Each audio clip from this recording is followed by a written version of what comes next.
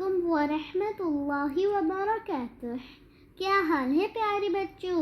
اللہ سبحانہ و تعالی آپ کو ایمان اور صحت کی بہترین حالت میں رکھے۔ کہانی گن میں خوش آمدید، جہاں آپ روزانہ سنتے ہیں رنگ برنگی نئی پرانی ہستی ہساتی سیکھتی سکھلاتی سچی خیالی قرآنی کہانیاں۔ آتے ہیں آج کی کہانی کی طرف۔ آج ہم آپ کے لیے لائے ہیں 8ویں سپارے کی کہانی، جس کا عنوان ہے خوفناک آندھی۔ آخر یہ خوفناک آندھی کب آئی، کیسے آئی اور پھر کیا ہوا، سنتے ہیں۔ آپ کو یاد ہوگا کہ حضرت نوح علیہ السلام کے زمانے میں جو سیلاب آیا تھا، اس میں سب لوگ غرق ہو گئے تھے جو اللہ کی بات نہیں مانتے تھے۔ ہاں، حضرت نوح علیہ السلام اور ان پر جو ایمان لانے والے لوگ تھے، اللہ نے ان کو بچا لیا۔ جب سیلاب کا پانی اتر گیا اور زمین خشک ہو گئی تو ایمان والے یہ لوگ دنیا کے مختلف علاقوں میں جا کر آباد ہو گئے۔ ان میں سے کچھ لوگ عرب کے علاقے احقاف میں جا کر آباد ہوئے۔ کہتے ہیں کہ یہ حضرت نوح علیہ السلام کے مسلمان بیٹے سام کی اولاد میں سے تھے۔ احقاف کا علاقہ ملک عرب کے جنوب میں، یمن کے شمال مغرب میں واقع ہے۔ اس زمانے میں یہ علاقہ بڑا سرسبز اور شاداب تھا۔ اس علاقے میں آباد ہونے والی اولاد میں اللہ نے بہت برکت دی، اور جو وقت گزرتا گیا ان لوگوں کی تعداد بڑھتی گئی اور وہ ایک طاقتور قوم بن گئی۔ قرآن پاک میں اس قوم کو عاد کا نام دیا گیا۔ 400-500 سال کے اندر اس قوم نے اس قدر ترقی کر لی کہ اپنے وطن احقاف سے نکل کر ارد گرد ملکوں میں پھیل گئے اور وہاں کی کمزور قوموں پر چھا گئے، یہاں تک کہ ان کی حکومت عمان سے لے کر یمن تک پھیل گئی۔ قوم عاد کے لوگ بہت ہی صحت مند، طاقتور، تندرست و توانا تھے اور اتنے اونچے قد کاٹ کے تھے کہ کوئی دوسری قوم ان کی برابری کا دعویٰ نہیں کر سکتی تھی۔ جہاں وہ رہتے تھے وہ بہت ہی زرخیز زمین تھی، جگہ جگہ چشمے ابلتے تھے، بے شمار ندیاں، نالے اور نہریں نکلتی، بارش بھی ضرورت کے مطابق ہو جاتی۔ یہ لوگ کھیتی باڑی کا کام خوب جانتے تھے۔ ہر طرف ہرے بھرے کھیت ہی دکھائی دیتے تھے، جن میں غلے اور ہر قسم کی سبزیوں کی خوب پیداوار ہوتی تھی۔ جگہ جگہ باغوں نے بھی ملک کو جنت کا نمونہ بنا رکھا تھا۔ ان باغوں میں پھلوں کے قسم قسم کے بے شمار درخت تھے۔ وہ لوگ بہت خوشحال ہو گئے تھے۔ ان لوگوں کو شاندار اونچی اونچی عمارتیں اور محل بنانے کا بہت شوق تھا۔ ہر طرف اونچی اونچی عمارتیں نظر آتی تھیں اور وہ ایسی شان و شوکت سے رہتے تھے کہ جیسے ان کو کبھی مرنا ہی نہیں ہے۔ چاہیے تو یہ تھا کہ قوم عاد کے لوگ اللہ تعالیٰ کا شکر ادا کرتے کہ ان کو اللہ تعالیٰ نے اتنی زیادہ نعمتیں دی ہیں، لیکن ان پر نعمتوں کا الٹا اثر ہوا۔ وہ عیش و آرام میں پڑ گئے، اللہ تعالیٰ کو بالکل بھول گئے اور بتوں کی پوجا کرنے لگے۔ خود ہی بت بناتے، ان کی عبادت کرتے اور پھر ان سے ہی چیزیں مانگتے۔ وہ کہا کرتے تھے کہ ہم سے بڑھ کر کوئی طاقتور ہو سکتا ہے بھلا؟ جب قوم عاد میں بگاڑ بہت زیادہ ہو گیا تو اللہ تعالیٰ نے ان کو سیدھے راستے پہ لانے کے لیے یہ کام اپنے نبی حضرت ہود علیہ السلام کے سپرد کر دیا۔ حضرت ہود اسی قوم میں پیدا ہوئے، وہی پلے بڑھے، ان کے پرہیزگاری، دیانتداری، سچائی کو سب جانتے اور مانتے تھے۔ لیکن جب حضرت ہود نے ان کو اللہ کی طرف بلایا اور بتوں کو پوجا کرنے سے منع کیا تو وہ ان کے دشمن بن گئے اور بہت ہی بدتمیزی کی باتیں کرنے لگے۔ حضرت ہود علیہ السلام نے ان کی باتوں کی کچھ پرواہ نہ کی اور دن رات ان کو نرمی اور محبت کے ساتھ سیدھا راستہ دکھانے میں مصروف رہے۔ انہوں نے اپنی قوم کو بہت نصیحتیں کی۔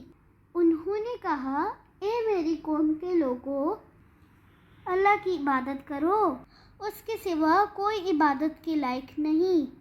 تم نے جھوٹ گڑھ رکھے ہیں۔ میری قوم کے لوگوں، میں تم سے کوئی صلہ نہیں مانگتا۔ میرا اجر تو صرف اس کے پاس ہے جس نے مجھے پیدا کیا۔ تم سمجھتے کیوں نہیں ہو؟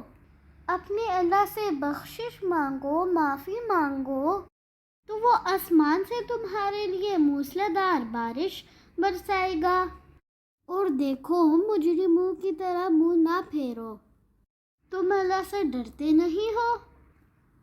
میں تمہارے لیے اللہ کا پیغام لے کر آیا ہوں۔ میرا کہنا مانو، میرا اجر تو اللہ کے پاس ہے۔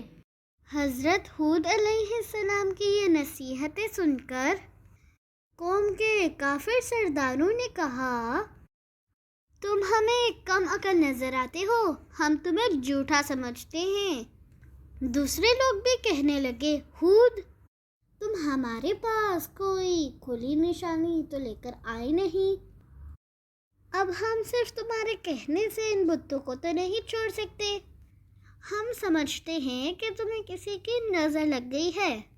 حضرت ہود نے ان لوگوں کی باتوں کے جواب میں فرمایا، میں اللہ کو گواہ بناتا ہوں، تم بھی گواہ رہو۔ تم جن کو اللہ کا شریک بناتے ہو، میں ان سے بالکل بری و ذمہ ہوں، میں ان سے بیزار ہوں۔ میرا ان بتوں سے کوئی تعلق نہیں، اور تم سب لوگ مل کر میرے خلاف جو کرنا چاہتے ہو کرو، مجھے کوئی پرواہ نہیں۔ میرا بھروسہ تو اللہ تعالیٰ پر ہے، میرا سچا اللہ تعالیٰ ہے۔ تمہارا کیا حال ہے؟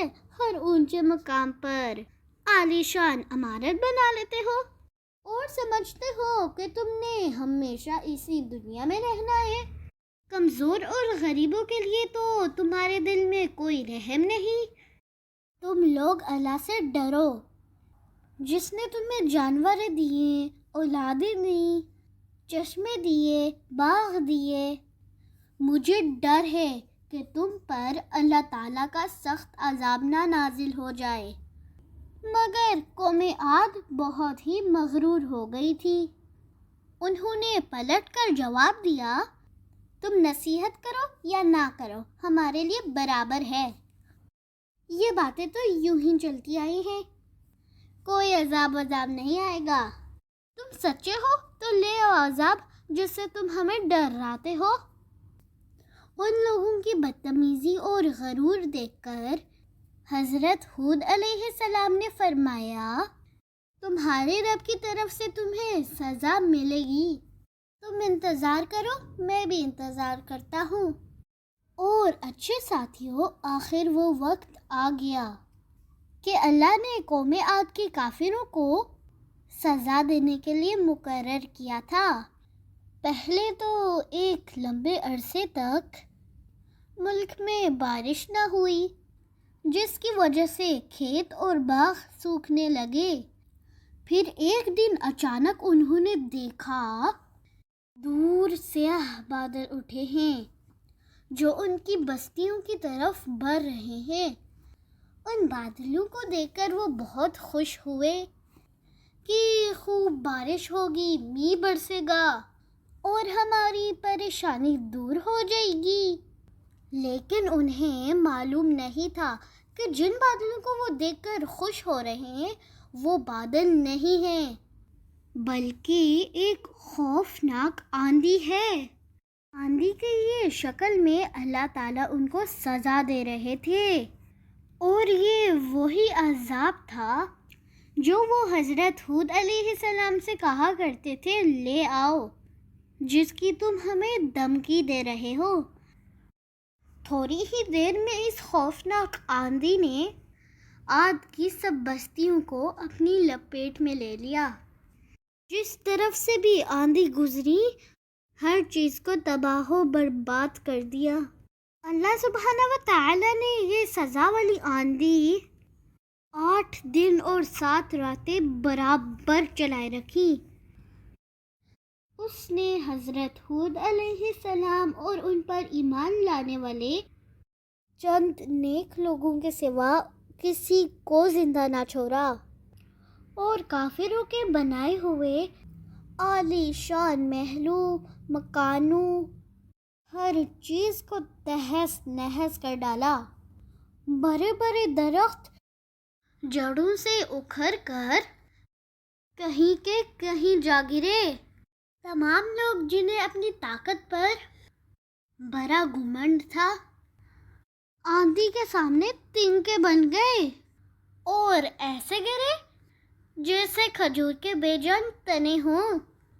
حضرت ہود علیہ السلام تو اللہ کے حکم سے آندھی کے آنے سے پہلے ہی ان بستیوں سے نکل گئے تھے۔ ان کے جانے کے بعد عاد کی یہ تمام بستیاں اس طرح سے تباہ ہوئیں کہ آج ان کی جگہ ایک خوفناک ریگستان ہے جس کے اندر جانے کی کسی کو جرأت نہیں ہوئی۔ پیارے بچوں، اس جگہ کا نام صحرائے احقاف ہے۔ اس میں نہ کہیں سبزہ ہے اور نہ کہیں پانی۔ ہاں، اکثر گرم تیز ہوائیں چلتی ہیں، اور اتنی تیز ہوائیں ہوتی ہیں کہ وہاں پر کوئی انسان یا حیوان چلا جائے تو وہ باریک ریت میں غرق ہو جاتا ہے۔ اس جگہ کو دیکھ کر یہ خیال تک نہیں گزرتا کہ کبھی یہ علاقہ اتنا سرسبز شاداب تھا کہ لوگ اس کو جنت کا نمونہ کہتے تھے۔ اللہ تعالیٰ کو ناراض کرنا بہت بری بات ہوتی ہے۔ اللہ تعالیٰ جب خوش ہوتے ہیں تب سب چیزیں دیتے ہیں، اور اگر کوئی ان کو ناراض کر دے تو پھر وہ دنیا میں کہیں بھی خوش نہیں رہتا۔ پیارے بچوں، ہر نماز کے بعد اپنے لیے اور تمام مسلمانوں کے لیے دعا کرنا مت بھولیے گا۔ اللہ حافظ۔